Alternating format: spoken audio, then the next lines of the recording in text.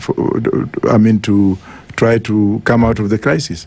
So issues of which politician is going to bring us out of the crisis without us thinking about ourselves and putting down the ground and having it as a conversation is a problem. Prof, it has been said that for us to have a solution even to the oil crisis that is there right now, one of the areas that we must look into is having reserves, internal reserves, because Kenya, as we speak right now, we do not have long-term reserves that will serve the country whenever these shocks do arrive. That is one part of it. But then again, there is also the fact that we are exploring oil within the country. Why not build a refinery? We know conversations are ongoing with regard to that. But when it comes to leadership, many say the landed cost for fuel at the port of Mombasa is 100, but everything else is levies, which is now an act that is being implemented because it is law. From the leadership perspective, bearing in mind the shocks that the world is experiencing, should we then have conversations on how we can amend the law to make it easy for the citizens? Should that be the direction, perhaps, that many look at? Definitely. The issue of looking at the law and amending the law without proper planning, economic development policy, is all futile. I will pose a question before I make comments. Nairobi Metropolitan City has become a war zone in terms of infrastructure and logistics. Why would we come in and say that we need to improve Nairobi and develop Nairobi when all the infrastructure has gone wayward? Why can't we come up with a new city like what the Roots Party is proposing? We build a new city in a place like Isiolo because of its proximity to the northern and southern corridor, east-west corridor, and then build a properly regulated, a properly managed environment into a new city whereby you can actually ease congestion and develop a metropolitan system, rail system, road system and air system that will absorb the increasing population. That's number one. Number two, why would we have a conversation on oil legislation when we know that the executive has the majority in parliament and they can at any time increase what they want to increase and pass it as a legislation?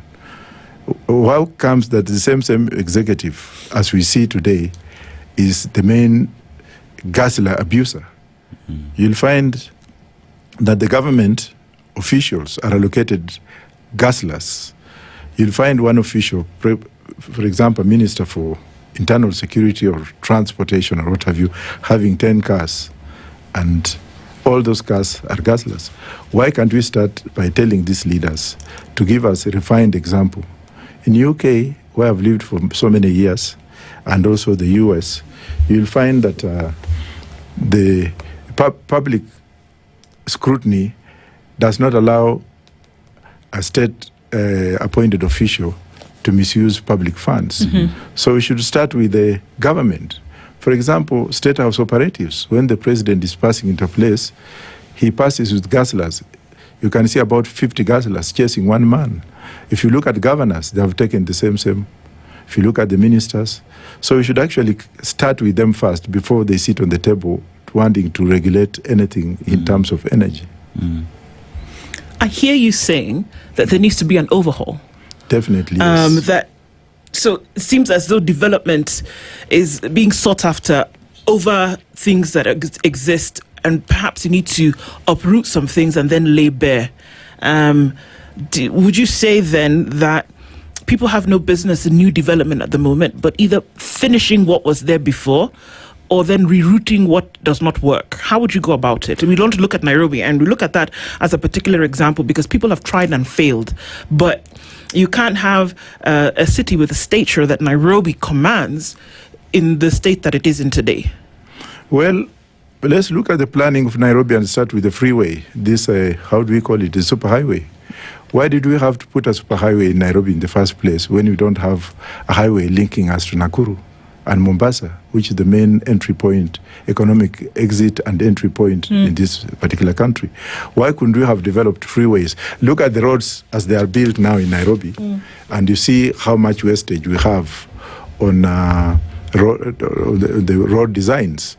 Why would we not take those energies away? Because I'm now told today that there will be another flyover. Is it flyover or Metropolitan highway on Thika Road to somewhere in Kiambu? Is that not wastage? Are we not actually damaging and burdening the soil that is not even there when the city is sinking? Nairobi is the main place that we should actually make it as an example and try to move away and build new cities. We have plenty of land. Remove State House from Nairobi, put it somewhere like Nakuru. Remove Parliament from Nairobi, put it somewhere like Machakos. Remove some of this, like the Ministry of Agriculture headquarters is in Nairobi. Ministry of Health headquarters is in Nairobi. The people working there, the government officials working there, are actually burdening the taxpayers because of the infrastructure and logistics that they operate under. So what we are saying as Roots Party is like, look, this issue of Nairobi, whereby everybody is coming into Nairobi, sooner or later we're going to drown because of the changing ecological system. Let's move out of Nairobi and let us devolve functions into other areas so that we can come to this, to put this issue of energy down. We are also proposing that we grow hemp. Hemp oil is now being used, in fact, because of its clean clean air methods and what have you. Hemp oil is now being used in developed countries, and that would ease reliance on crude oil, which in itself has got environmental disasters. We can also move in windpipe. We have a lot of environmental echelons that can make us grow new and renewable sources of energy. You speak of